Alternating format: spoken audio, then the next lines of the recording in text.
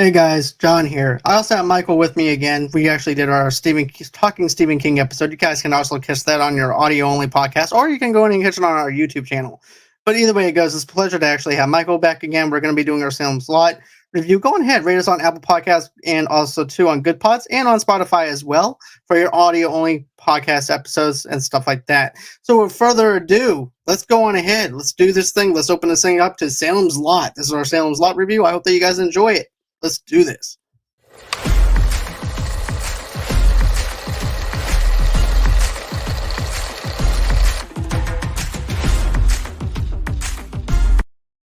All right, welcome back, Michael. It's been a couple of days. So how you been doing? I've been really good, man. Really excited for this one. I am too. I'm excited to talk about Salem's Lot. Of course, this movie came out in 1979. It's a mini series. You can actually catch this on Tubi for free if you want to go on ahead and watch a bunch of TV commercials while you're watching this movie. But this movie is also a mini series that came out in 1979. And here's the thing: I remember watching this as a kid and not remembering the context with stuff and things like that, because I think at the time all I cared about was the vampire stuff, and I didn't care about the romantic stuff or things like that. All I wanted to see was the horror aspect of it, and that was it. But just to get you some ground set here, it starts at a church in Grometa. A man and a boy, Ben Mears and Mark Petit, are filling small bottles with holy water. When one of the bottles begins to emit an airy supernatural glow, Mears tells Mark that they found us again. Knowing an evil presence is nearby, they decide to stay to fight it. So it opens up on a mystery level. You don't know what you're getting out of this movie whenever you first hear it. You're like, Salem's Lot, what's that? Right? But here's the thing. Whenever you look at Salem's Lot, this movie has not aged well. This movie really is cringeworthy. And through this movie, there's even within a 3-hour time frame, this movie is not as good as I was hoping it would be, as I remembered as a kid. But underneath that, there's even the part where basically the main character comes into town and he winds up hitting on this girl that just happens to be reading his book. And he goes, well, and also too, I like how the girl calls him out. Aren't you married? Oh, I winded up, my wife died like 2 years ago. I'm like, okay, dude, you're just gone into this small town. You don't know anybody. It's been a while since you've been in this town, since you were in high school probably. And now you're hitting on this girl.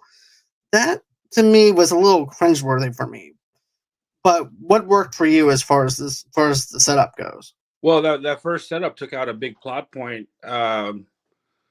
for potentially in the film. In the book, Susan doesn't know off the bat that his wife died. It's actually found out by Susan's mom, who's really against Ben.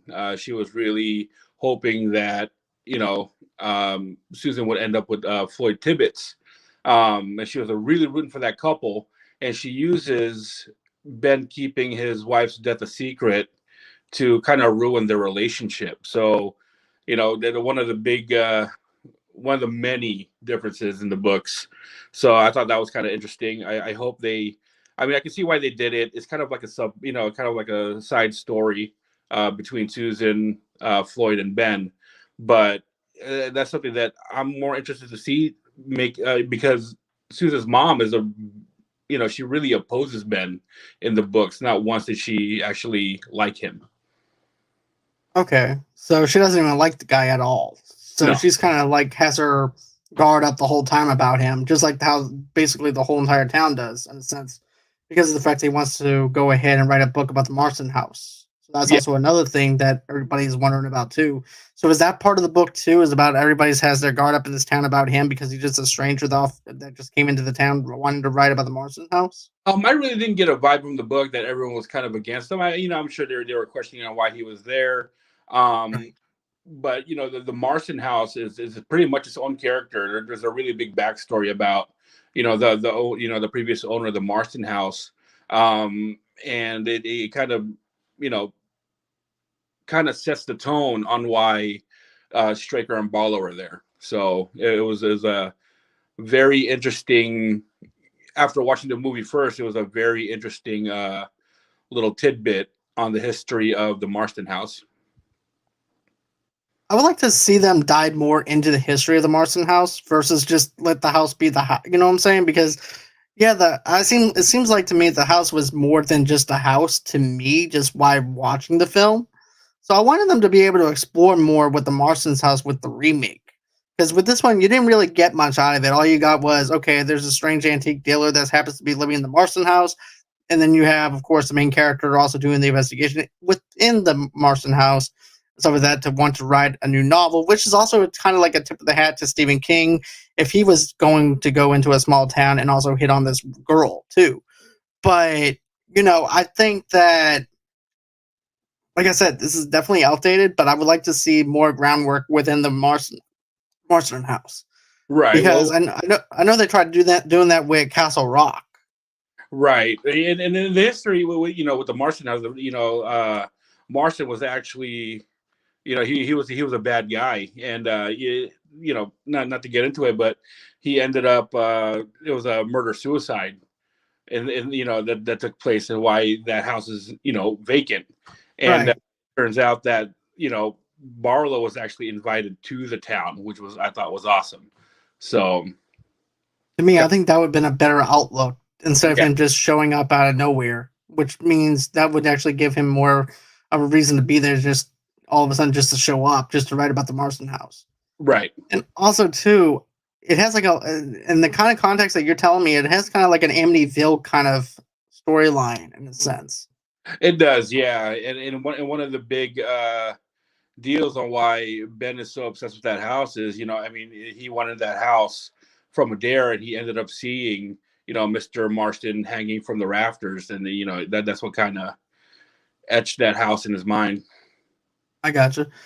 Another thing though too is, I mean, I liked how they tried doing that in Castle Rock, but it didn't. It fell flat again with them trying to do that. And I think it would actually work good in the remake if they wind up making it where you have the house sitting on top of that hill, and then of course you see the Marstons, and then it explains the backstory within the Marston house, and then it goes into our main character showing up. I think that would set it up better. Yeah, yeah, it really would Um, have. Well, like I said, you're trying to cram.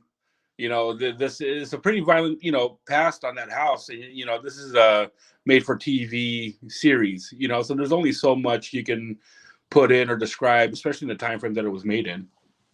That's true because this movie came out in 1979 and aired on. As a matter of fact, it ended up airing on CBS, Yeah, and it was also cost them $4 million to make. right. So yeah, that's deep. Um, but another thing too that I wish that they would actually incorporate. Now, my question is this: is the antique dealer in the book, or is it just happens to be that maybe vampires are inside the Marston house? No, it was the antique. It was Straker that brought Barlow into the town, and it's Okay. very similar with the book. Two guys did pick up Barlow and drop him off in the house. Okay. That was just something I was wondering about because I was thinking, okay, maybe they can get the main character from Needful Things to come in, but never mind. If that's canon in with the book, then that's fine with me. I mean, I'd like to see more of a backstory about the antique dealers, a little bit about how they come into town versus them just showing up in an antique shop that's about to open. As a matter of fact, that's the same thing that happened in Needful Things. We have Leland Gaunt, who winds up being an antique dealer, opens up this little place in Castle Rock. So that's something that I would like to see in a remake. Is more groundwork with that. Right, and then speaking of the remake, there is a lot of character development that I would like to see. The major character developments. For some reason they, Matt Burke, the guy that he meets and helps him out. His name is actually Jacob Burke in the miniseries, but his name in the book is Matt Burke, and he plays a really big part. So does Dr. Cody. So as far as like your old school, Monster Hunter team up, you have Ben, right? You have Dr. Cody, you have Matt Burke, you have Susan, and then I'm drawing a blank here. You want to help me out with the name of the kid? I know who you're talking about. It's not Jace. I can't think of the kid's name now. But go on ahead though, Danny. Well, no, Danny and Ralphie Glick, those are the those really creepy vampires. Mark is the So, guy. Mark, yes, Mark. Yes, sorry about that. So it's that team. So Dr. Cody um, wasn't even in the miniseries. They actually used Susan's dad as the doctor of the town, which really took away from Dr. Cody, because Dr. Cody in the book, not only did they go to try to convince him, but once he started believing, he decides to join them and sneaking into the house, and he actually meets a pretty gruesome end. So I was a little, you know, I felt I was robbed with his character not being in the miniseries after reading the book. I could see that the Doctor would actually have a bigger deal than him being inside. You know what I'm saying? It seemed like there was more to him than what the miniseries was giving us, and I wanted to see more of the Doctor, to be honest. Right, and of course it's a totally separate character. I was a little taken back on they decided Because you kind of, if you think but about it, the Doctor reminds me of like a Van Helsing kind of character, in a right. sense. It's funny that you say that, because in the book, you have Jacob Burke, who kind of is helping Ben out. He's probably the main guy that's been helping Ben out.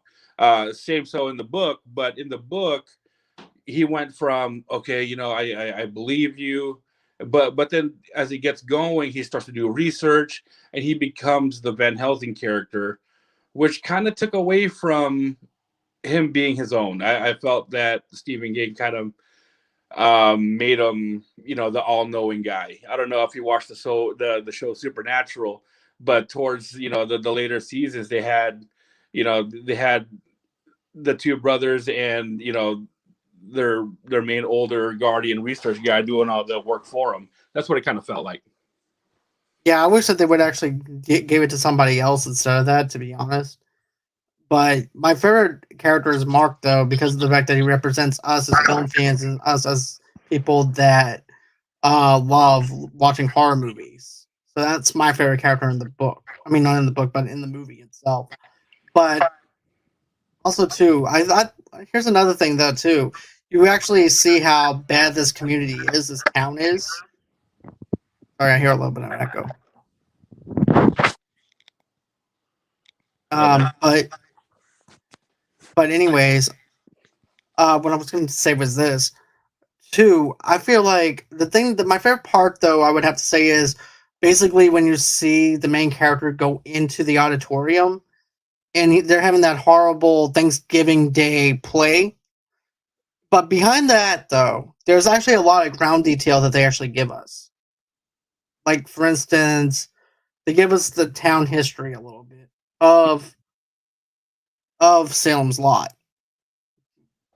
Because if you remember, Pet Cemetery, they were giving us like Indian burial grounds and stuff like that. So I was eating that up a little bit. Now, do Yeah. they have anything like that in the book? Well, as far as the town goes, the most description you get from the town is actually through the chapters of, the lot chapters is what it is in the book, and it kind of describes the people that live there. A lot of side characters like Mabel Wirtz, and Eva Miller, who is in the movie, but they really don't go in depth with her. It just describes the people that live there. Charlie Rhodes, another person that wasn't in the movie, who had a pretty awesome encounter with vampires. He's actually the school bus driver. Once everyone started turning, he decides to go on his bus, and he sees all these kids who've turned into vampires just looking at him with like yellow eyes. And then all of a sudden, they're not saying anything. They just start to walk towards him, and then that's all it is. He just ends up getting eaten. So there's a lot of characters I would love to see in the new remake that they took away from in the miniseries. That's what I feel like they need to do with some of these, though, is add in the characters that they missed out. Because it seems like they have a lot more to do, even whenever they have characters that they already have in there. Yeah, they're there, but they're not there to serve the narrative or the purpose. They need to have a little bit more meat to them, I think. You know? Right. There's differences. You have your, of course, you have the main cop, and he runs off with his family. But there's another guy in the book named Homer McCasklin. He's the sheriff, and when he's looking for missing people, he actually once Susan turns into a vampire, he's witnessing Susan and Barlow walking towards him, but they're not walking; they're actually just kind of floating the way it's described, and that's how he meets his death. And that's something that I would love to see, in the remake with, how the vampires are, yeah, still like your classic vampire, but it's just something we don't see in cinema anymore. Right. I feel like that they will actually give us the classic vampire that we want. It just needs to be updated with better special effects than what we had. I think that they can go practical, but also blend in the CGI. Right. Well, see, I'm a little on the fence with how they're going to portray Kurt Barlow, because I love the aspect of him just being like this vampire. No dialogue, no nothing. Because in the book, he's a very articulate person. When he goes into Mark Petrie's house, and and he has that confrontation with Father Callahan. In the miniseries, it's Straker doing the dialogue.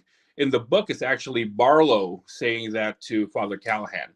So they gave, in the series, Barlow didn't have any speaking lines. He's just kind of like this evil entity. While in the book, he's actually a very brilliant, articulate person. So, which version would you like to see? The one that you're in the book, or you would rather see basically him being the puppeteer with all these other vampires hiding behind the shadows? When I was a kid, I'm watching it and I saw Barlow. I'm like, this is like the vampire. This is like what I like to see. This is, kind of like lurking around and no one really knows, what he looks like or where he is. I love that aspect, but in the book, towards the end, when they're hunting him down, they, you know, enter the house, and Barlow actually leaves them a note because he knew that they were coming, and he's actually taunting Ben and Mark, and he's saying, you know what, I know you guys were coming. I'm not here. Um, and he sets up little traps, and that's how Dr. Cody falls into the trap. So basically, Dr. Cody walks in, floorboards were cut from the to the basement, and the basement actually had boards with knives and all the sharp objects, and Dr. Cody actually falls in there, and Mark is able to escape and tell everybody what happened. So I like the brilliance of Mr. Barlow in the books, but I also like the beast that he is in the TV series. So if they can find that sweet spot in between, I think it would work great. But right now, I'm leaning towards him being just a non-verbal, menacing character. I wouldn't mind that because 99% of acting is just glancing, glaring, and that's it, and just being that menace and vampire, to be honest. But if they did do that, you know, I wouldn't mind seeing that if they would go on ahead and change it up. But, I think that another thing too is that whenever Susan gets captured, I didn't feel like she was in trouble. I didn't really feel like she was a damsel in distress. I was like, she's just there. She's in this dark room. It would have been more scarier if they had the vampire in the room with her versus them just putting her in this chair, strapping her down, restraining her to the chair, and she just happens to be there. Right. Speaking of, kind of that atmosphere, do you remember the first Conjuring movie where the daughter was pulled from her bed and she sits up and she's looking behind her door and she can see something that no one else can, and Yeah. she's just terrified? I'm thinking about that, is that, if they did something like that with like the remake where it's mostly atmosphere instead of like some of the jump scares that they had in the miniseries with Barlow's hand popping out. That's something that I'm hoping they would do, and not just rely on just blatant cheap scares. This is a dark, dark book, and I'm hoping that they stick with it and stick with the atmosphere. I mean, they got the right idea when Mike Ryerson was burying Danny Mhm. Glick, and then it turns dark and it gets windy, and all of a sudden he pops out from his coffin and bites him. Something like that with that atmosphere, especially with a vampire movie, I think would be awesome to see. I think so too, because I would like to actually have like a slow build towards the vampire rather than it just be, not saying that this film is not a slow build, because it does have a slow build to it. You're like, okay, where's this going? Where's this leading to? Because you're not sure where it's going to lead to because of the fact that they don't show you anything. All you see is the antique dealer. You see the author going into the town and everything. You're not quite sure what's going to happen, and then all of a sudden, it just turns into a vampire movie. Right, and that's one thing where I wish they would focus a little bit on the town Yeah, chapters in the book, where they're describing how the that's what I town was wondering. is busy as it Was be, Yeah, or lively as it used to be. Um, Not a lot of people were at Dell's, is kind of like their local watering hole. They didn't put that in the miniseries, and I think that would have made a really good impact on just seeing the town just slowly go down the drain. Everybody missing, people dying off. Um, well, it's like a little bit of it Pennywise it kind of flavor to it, but with vampires. yeah, If you think about it. yeah. But I'm really hoping for a really dark, gritty type movie. I'm not sure if you, well, I'm sure you have, but if you noticed in the movie Underworld, those darker tones of color and all that, I think, that would really help the film get that atmosphere. I think it needs to be that in that kind of atmospheric kind of environment, so the way we can capture how dark this town actually is. And this whole entire deal is, too. This town is, to be honest with you, the townspeople are really screwed up. Yeah.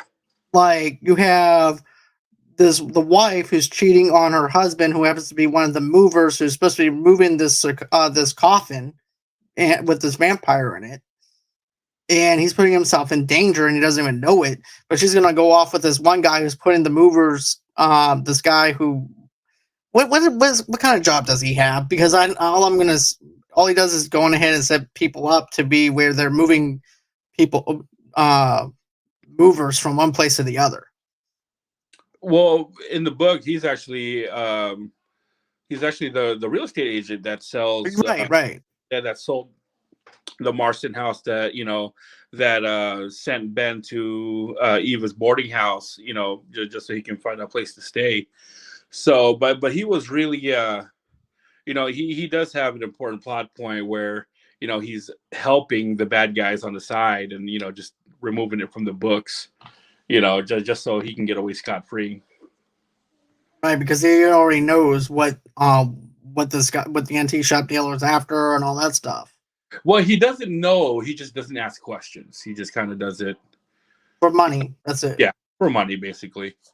But still, the guy's a douchebag. He's a total ball bag. He winds up sleeping with this guy's wife. The next thing you know it, the guy comes home, and I like how this is actually the day and age before text messages.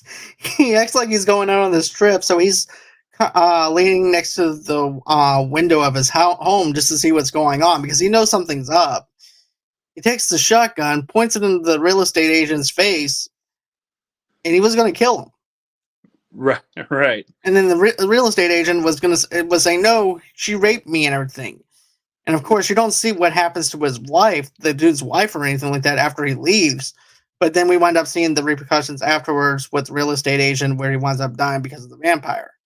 Right. I mean, you got those characters that are just kind of there to move a plot point forward. Um, and what I really like is that they really kind of stayed true to the Mike Ryerson character, the groundskeeper that was bitten by Danny Glick. Is when Matt Burke took him into his house, or Matt/Jacob Burke took him into his house, and he slowly turned into a vampire there. Where he goes to check on him, and Mike Ryerson, you know, stands up from that rocking chair, nice and slow. He's got the yellow eyes. But in the book before that, you know, Matt Burke is actually, he hears kids, he hears a child's laughter in Mike's room where he's sleeping, and that's when he calls Ben to come over to help him out. Well, in the series, it's Matt and Ben sitting down together when Mike comes up to him, telling him that he doesn't feel good. So a little differences here and there, but it's the laughing of the child inside that room that they left out, and that would been really creepy to see it happen. Most definitely. I would love to see that happen. But is there anything else that you would like to see from the remake, though? Um, well, I'm really happy with the Straker character on who's playing him.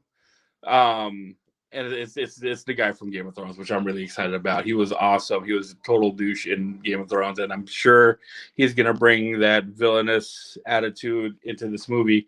But not necessarily what I want to see. I'm just curious to see on how they're going to portray Kurt Barlow in this new movie. Hey, Brandy. But yeah, I definitely would love to see that too. I mean, this there's a lot that they can actually put into it. I want to see more of the town history. I want to see more layers to to these characters than what they gave us. Yes, it's 1979. This stuff is actually outdated. We actually got to see him punch the vampire, which I'm like, okay, that is really unrealistic. Not saying that there's such thing as vampires, but you don't just go ahead and just punch a vampire right as he's coming up, and then that's it. And then you stake him. And then also too, there's no blood in this. I mean, yeah, I know that it's made for TV, but there's hardly any blood or anything like that. You don't get to see anything. I wish there was like more of a little bit more of a more realistic kind of feel to it when it comes down to that. So I'm hoping that we actually get that in R-rated version of this, because I think Right. this movie definitely deserves an R rating. This movie does not need to be PG-13. No, no, and one thing I do want to see is Charlie Rose gets eaten by the kids he drives to school. I think that would be a pretty awesome scene. That's something I would like to see, and also I would like to see um, Ralphie and Danny Glick, um, because in the book, their mom, is saying she's having dreams of Danny going through her window and comforting her, where it's actually happening in real life and she's slowly being turned into a vampire. So that's what I want to see. I want to see those two scenes because that kind of explains on how people are turning. They really don't, get into how all the others turn. It's kind of like, oh, there's vampires, so all the people that are missing are vampires. They don't show how it's happening, and that's what I want to see. That's something that I would like to see though too, but I want to see a little bit more of a background of the vampire and know where he comes from, his background and stuff like that too. Did they also point that out in the book or no? Or it's just like They he's do, but just he's not a very old vampire. He's not like an ancient vampire. He's probably about 100 plus years old, and that's it. So he's in vampire terms, and what we see in film and in books, he's a very young vampire. And okay, so yeah, basically to him he's old and ancient, but to us he's not, in a sense, right, right? right. Because like Dracula, you think about Dracula, you think about all these. If you read Queen of the Damned, some of those vampires are in the 500s. And this guy's only like 100 plus years old. So that's and for him to be portrayed as like a nonverbal character that's just menacing kind of didn't make sense because of how young he is vampire wise, but in the book he was actually very articulate, which is my kind of like 50-50 on what I want to see on film. Okay, so I know we only have like a minute left until we're off. I only have one more question. Now, remember when Danny and his friend is walking in the woods and then he gets captured by the antique dealer? Mhm. Now, my question is this: did that actually happen in the book, or is that something they just added in? No, that's something that happened. Okay. Yeah, that's something that happened. But the part is they're doing a search for Ralphie, right? And Ralphie was the one that turned Danny. It was a lot longer in the books. Like it was a lot more of a big deal of them searching and searching and searching. Here it's kind of like, okay, well, this kid went missing, and all of a sudden everyone starts missing too. Um, but that's something I can do without in the movie is that that long search for Ralphie. Right. A lot of the um the reasoning that the doctor gives is, oh, he was anemic, it was a sickness. They also did that in the book, but in the book they really did a great job describing on how all these people are dying from vampires, and then there's this one character, and his name is escaping me right now, who died of a heart attack. And in the book, the line says he was the only person in Jerusalem's lot in the last year to die a natural death, which I thought was awesome. So it kind of gives like this town is turning into an absolute shit show of everyone just being murdered by vampires except for this lucky guy who died of a heart attack. Okay. Well, I'm hoping that they skip the search party part. I'm hoping that maybe just put some missing signs on there, and then it goes into maybe 1 or 2 days afterwards or whatever, and then they continue on with the story rather than them searching for the kid over and over again. We don't need to see that in the whole Right. movie. And they're going to take a lot of liberties in making this movie. I mean, I don't know if you've seen Return to Salem's Lot, and they took a lot of liberties when they made that movie. Is that the one where it just takes place out in the desert? From the source material. Is that the one that just takes place in the desert? I'm sorry, say it again. Is that the one that just takes place in the desert? Return to Salem's Lot? Sorry, I haven't trouble hearing you, John. Is that the one? Is that the? My question is this: is that like the one that takes place out in the desert? I'm sorry, John. The audio's a little off. I have you on chat.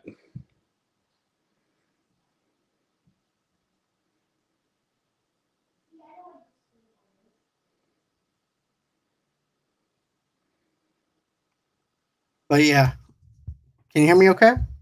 Oh, wait. I'm sorry. What takes place in the desert? Does the second one take place in the desert? Yeah, I believe so. It does. Okay, that's what I was asking. But because that's the one I've seen though too. I've seen the one that takes place in the desert, and I also saw the original. So yeah.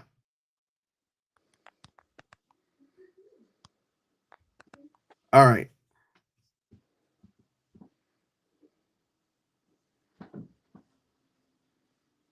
But with that being said, I do want to thank you, Micheal, for being able to come out and everything and do this review. I do appreciate it and everything. And guys, go on ahead, go over to Good Pods, go over there, go over to Apple Podcasts, Good Pods, and all that places to go ahead and check out our only audio podcast. Also, too, go on ahead, don't forget to like this video. Also, too, if you want to see more, we just got done dropping our Moon Knight episode 4 review. So go on ahead and check that out on our channel. That's only specifically just for our YouTube channel. So if you're listening to this, check out our Moon Knight review. We have all 4 episodes of our review up now on our YouTube channel. Check that out. Also, too, don't forget to like, don't forget to subscribe. Tomorrow night, 8 o'clock Central Time, 9 o'clock Eastern Time, I'm going to be doing my Elvis documentary review that I did. That I'm going to be doing tomorrow night. So go ahead and check that out. And of course, guys, go on ahead, follow me underneath Movie Lovers TV Lovers Night on Facebook, under the same brand name on Instagram and on Pinterest as well.